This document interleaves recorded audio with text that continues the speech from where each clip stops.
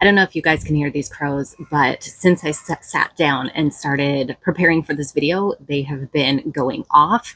Is it a warning? Is it encouragement? I don't know, but we're going to go with this because this is a huge topic and I've been wanting to get into it because of my personal experience, but also because of what's going on in the world and some topical things that have been floating around the internet and circles lately, which we will get to. CERN. What is CERN? I want to talk about a little bit of the history of CERN because as I was preparing for this, I was learning things and it is fascinating, a lot more than actually I had even imagined. And at its official level, CERN is all about particle physics, nuclear physics. They're doing scientific experiments and observations. They're trying to understand the universe, okay? Not manipulate it, but understand. And actually, CERN was started a lot earlier than I knew. So I don't know about you, but I learned recently that CERN, the beginnings, the origins of CERN were actually right after the Second World War. No surprise there when you know things about, Operation Paperclip and, the Antarctic Treaty and all of these things. They all kind of fit together in the same timeline. And the initial conversations around CERN were starting in 1949, and eventually the first groundbreaking, like the construction of CERN, was in 1954. And this is a lot earlier than I realized because I only started hearing about CERN, in the early 2000s. That's when, there was talks about the Hadron Collider and things like that. And before that, I didn't know what CERN was all about. But then also I wasn't as informed on a lot of things. And in the early 2000s, we had some pretty big events that started to get people to question what's going on. And is it a coincidence that CERN started coming up into the collective consciousness at that time? I don't know. I don't think so. I don't think that there's any such thing as a coincidence, and everything in this realm is synchronized. And that word is really interesting when we're talking about CERN as well, because in 1957, their first accelerator was called the synchrocyclotron. And when we think of like the words mysticism, synchronization, synchronicities, all these kinds of things, that is a very trending word. It's very topical. It's on our tongues all the time. We're always looking for the synchronicities.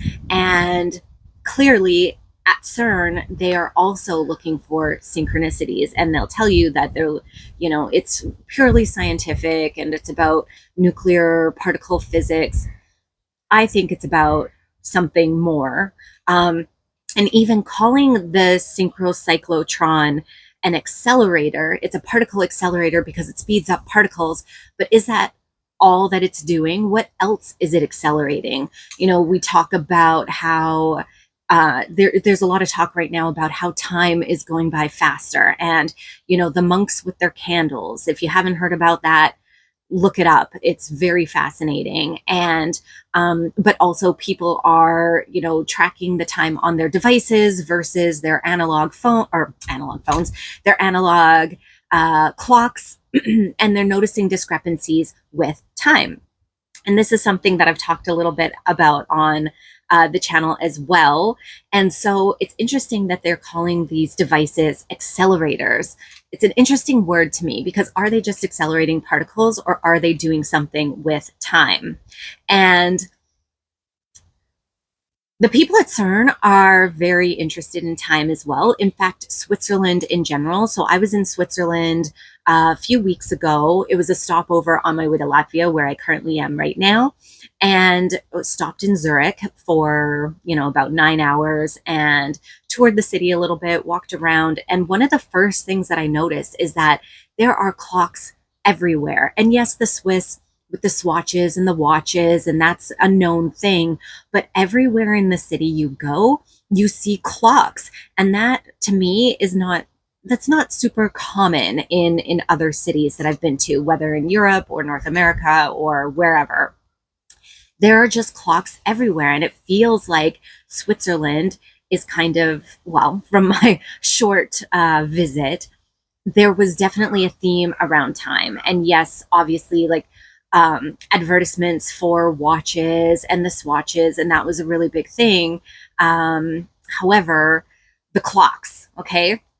And if you go onto the CERN history website, where you can see like all of the major events around CERN, and the wind is picking up as I talk about this, uh, then you'll see the word timeline is kind of sprinkled throughout their website. And in fact, you can create your own timeline on the History of CERN website by putting in a search word, and then it will pull together all the relevant documents or articles that have that keyword and create a timeline for you. And that seems a little interesting to me as well. So all of these little keywords and Easter eggs almost, right? Like, are they creating timelines? I know that there's a lot of theories, conspiracy theories, and thoughts and questions around what is actually going on at CERN. I have these questions as well. And I mean, are they kind of leaning into it by putting all this out there? Or is it just part of revelation of the method, where they're using these words and they're actually, creating timelines, accelerating time, accelerating particles and matter, and finding synchronizations or creating synchronizations, right? All of these kinds of things I was questioning as I was going through this website. And another thing that was really interesting to me is that the synchrocyclotron was closed after 33 years. And if you're in the truther realm, then you know that 33 is a pretty significant number. And so that was another thing that I found was pretty interesting about that. Okay. So fast forward a few years, we're getting into the 70s, where at CERN, they're like, okay, we don't want to just accelerate particles and look at things from that perspective. It's going to be a lot more beneficial if we start colliding these particles together. And I've talked about how I think the timelines are collapsing, colliding, merging into one. So having particles collide is another interesting thing to me. And so what the particle collision looks like, basically they were using this synchrocyclotron and they created two intersecting rings. When I think of two intersecting rings, I think of the number 8. I think of the infinity symbol. I think of Venn diagrams. I think of things coming together and merging into one, like, the opposite of a cell splitting, or even a cell splitting, but it can be, to me, I think of them kind of coming together.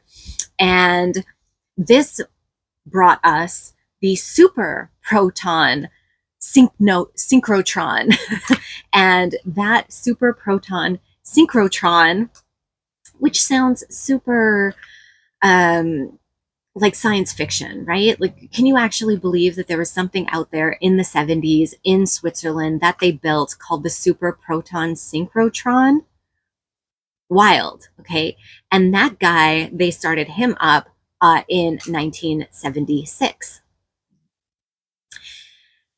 And this super proton synchrotron eventually became the spot, like where they were going to turn that down and create the large collider. And the large collider came in the 80s, 88. So those two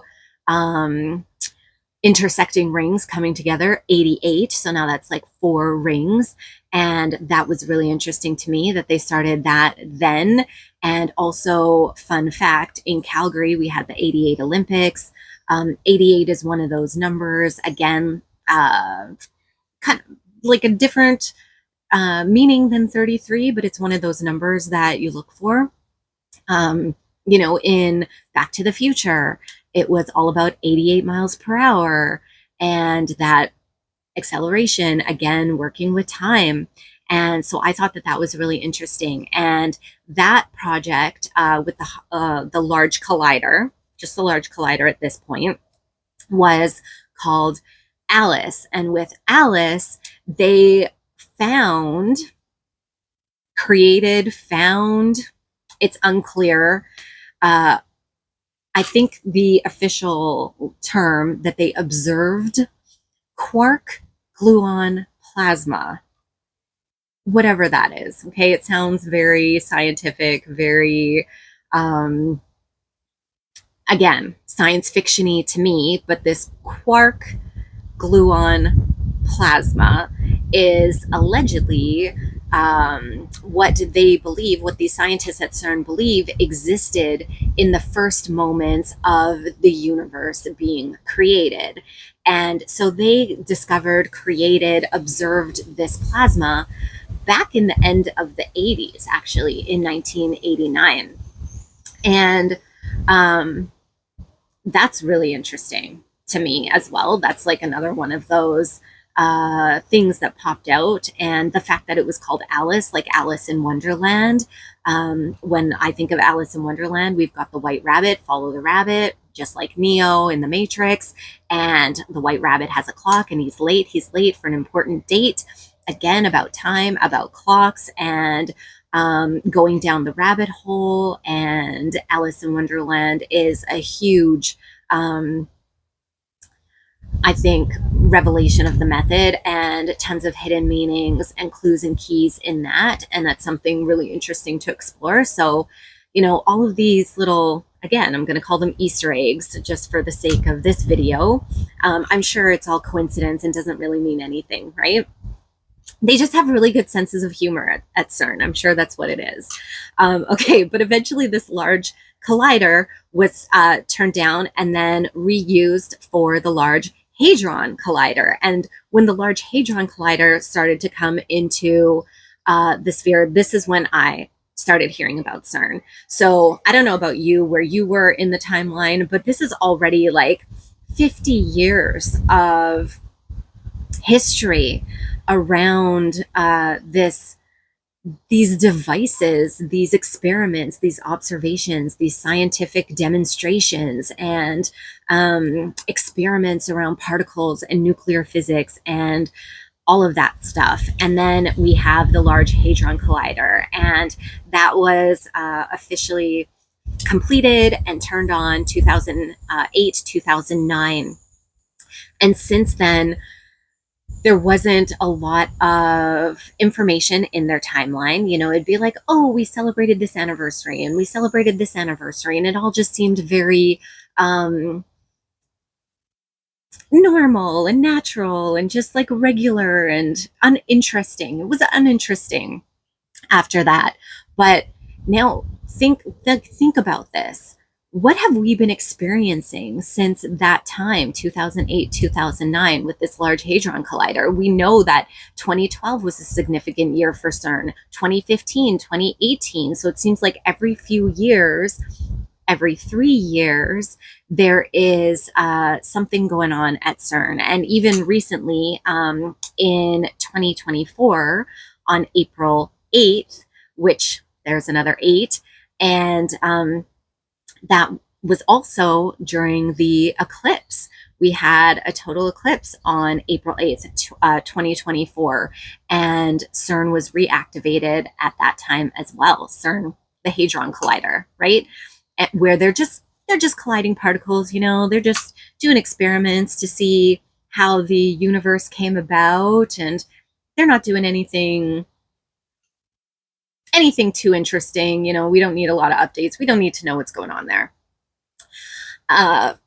Sure. Yeah. Okay. But there are a lot of theories. People are talking about CERN. You see it in social media and in videos all over the place, and in the conspiracy theory circles and the realms.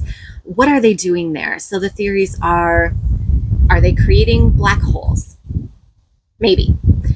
Are they opening portals?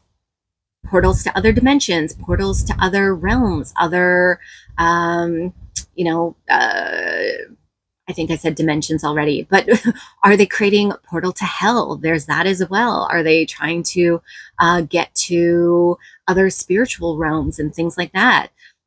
What are those portals all about? Timelines. Are they messing with the timelines? Is the Mandela effect because of what's going on at CERN? And every time they turn it on or every time they do an experiment, is that creating a new timeline? Is that collapsing timelines? What are they doing with the timelines? There's a lot of questions and thoughts around that. And the Mandela effect in general. Do we have the Mandela effect solely because of what's going on at CERN? Or are they intentionally creating it? Or was it a mistake? I don't know. What do you think? Then there's also, some talk around why do they have a giant statue of Shiva, the Hindu god, Shiva the destroyer? Why do they have that statue outside of CERN? Like that's seems a little interesting, a little suspicious. And then the question around rituals: are they doing rituals? Are they invoking entities? Are they invoking spirits and gods? And to choose the destroyer, which is all about, death and rebirth cycles, transformation for sure. But it has obviously a very negative and potentially disastrous connotation around it. So there's questions and thoughts and theories around all of these things. The crows are going again. I don't know if you hear them. But I want to talk a little bit about my experience in CERN. Okay, so I wasn't physically in CERN, but what happened, and this was during Eurovision of 2025, and like that is a significant point. But that was in mid-May of 2025, and I was hanging out with some friends. We were doing some plant medicines, having ceremony. This is with a group of friends that I get together with, where we really, what our goal is to raise our vibrations and really help to expand our consciousness and elevate our frequencies so we can create a ripple effect and really tap into the mycelium network of consciousness of the collective and really do it all for the highest good. So by raising our frequencies and our vibrations, we have this theory, this thought that we can positively affect the rest of humanity because we are all connected, we are all one, and it's felt, right? There are all those experiments with groups of people coming together to meditate and to focus on peace, and crime rates go down, or things like that. So that's kind of the thing that we do together. It's all very positive and happy and fun, and we do plant medicines and play music and really just focus on the highest good, the highest timeline, so to speak.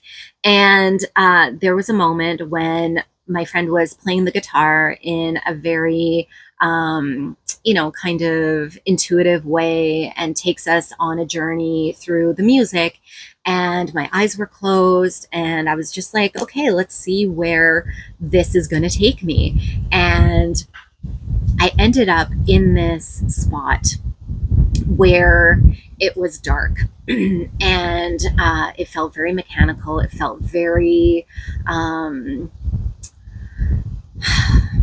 science fiction-y. Okay, it felt, I was like, is this a spaceship? Like, what kind of place am I in? I didn't really question it, just kind of went with it.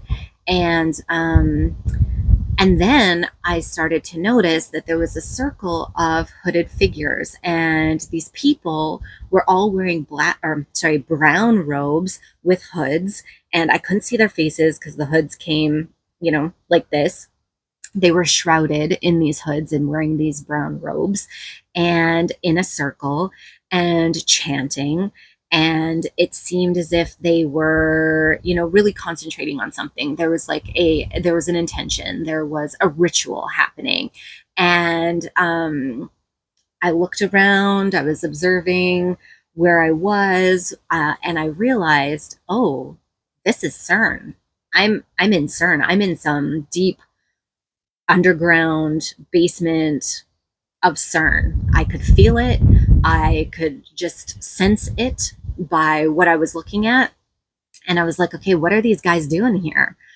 And as I got closer to kind of see like what's happening in the middle of this circle, I witnessed a portal being opened and blue lights, blue and white lights concentrating in the center of their circle as they were chanting, as they were, focusing all their energy into this one spot.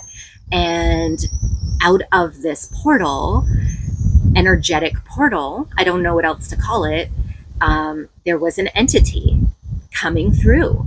And I saw this entity and it looked like a bug. And I didn't know what kind of bug.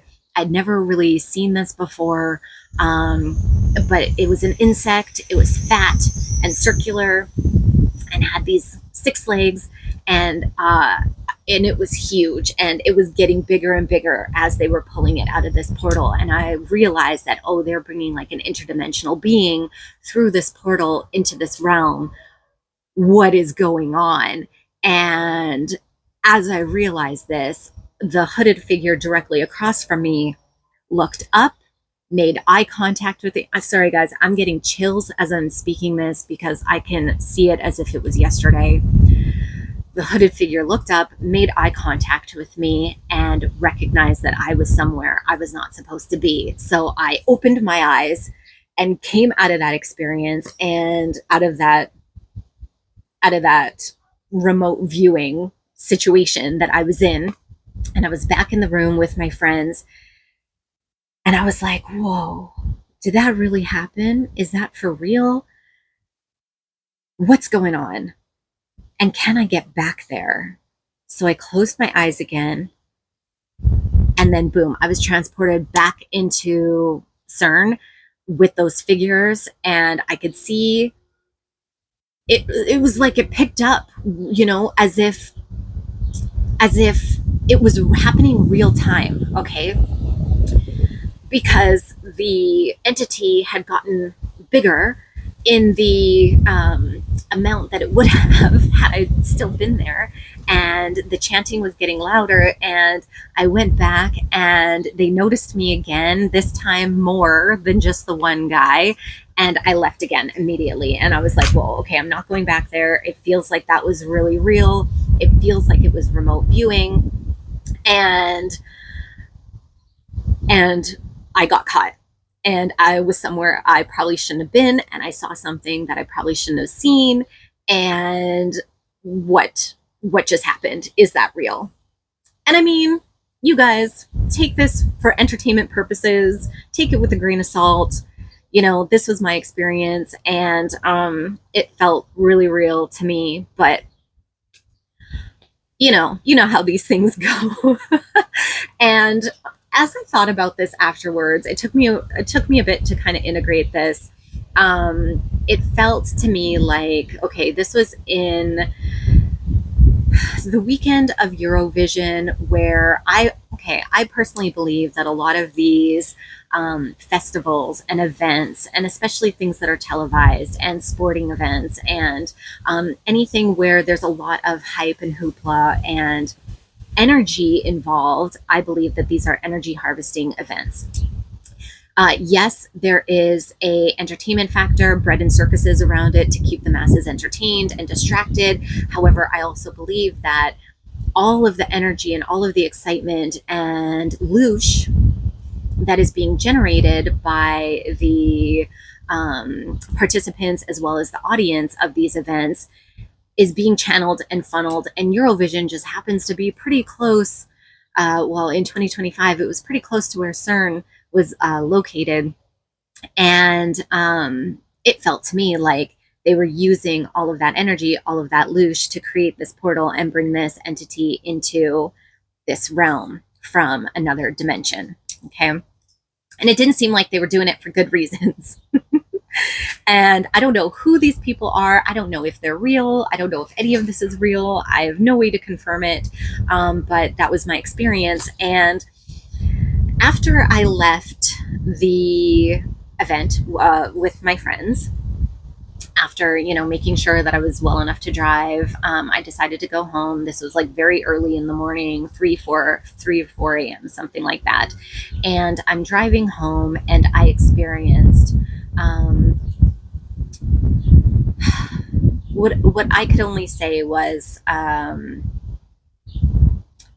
it felt like there were certain authorities that were trying to scare me, trying to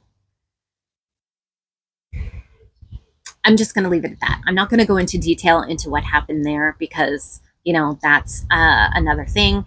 And then I also want to mention that the following week, this was when I had my brick and mortar shop. The following week, a remote viewer who had been trained by the CIA came into my shop and invited me to private classes that her mentor from the CIA hosts in my hometown. And there is she said that it's invite only and that if I'm interested, I should join. And again, very, very coincidental timing, if you believe in that. And shortly after that, I closed my shop. Not related. Maybe slightly. Okay. Anyhow, that was my experience. That was my remote viewing experience with CERN. And now, a year later, it's clicked. I know what that entity was. Like I said, it was an insect, one that I had never seen before. I couldn't play. I was like, is this a scarab beetle? No, it doesn't look like a scarab. It's too round. And its legs were weird. And I was like, I don't know what this is. And I only realize it now, within the past few months, that it was a tick. Okay. And ticks are a huge topic this year in 2026. All over social media, all over the videos, people are talking about it. They're talking about tick boxes. They're talking about all these different kinds of diseases that are coming through the ticks. And I'm questioning if they're interdimensional. Was that a tick that was brought through? And are we now experiencing these beings, these creatures that were brought through into the realm last year that I saw? I don't know. Maybe that's too far-fetched. Maybe that's too out there. But when I'm thinking about what I saw, it was definitely a tick, which I'd never seen before in my life. But recently I have, and it all kind of came together. So what do you think? I really want to know. What do you think's going on at CERN? What have you heard? What is your research? What is your experience? What do you think? Do you have any theories? Are they doing rituals? Do you have any more information about, what you've discovered? And are they messing with the timelines? Is this something that we need to think about? And are there ways that we can create our own portals? Are there ways that we can work with the timelines? Are there things that we can do? Because we are very powerful. We are in a spiritual revolution, which is revelation. And we have access to so many psychic tools, spiritual tools, that we can do these things as well. We don't need a large hadron collider in order to change the timelines, to bring together the highest timeline where we win this spiritual war. So I'm interested to know, what do you think's going on? What are your theories? Do you have any questions? Drop them in the comments below. Like this video if it resonated with you. It really helps out the channel. This is a new channel. I'm looking to get these messages out there. Share, subscribe, do all the fun things. Thank you so much for being here with me today, and I will see you in the next one.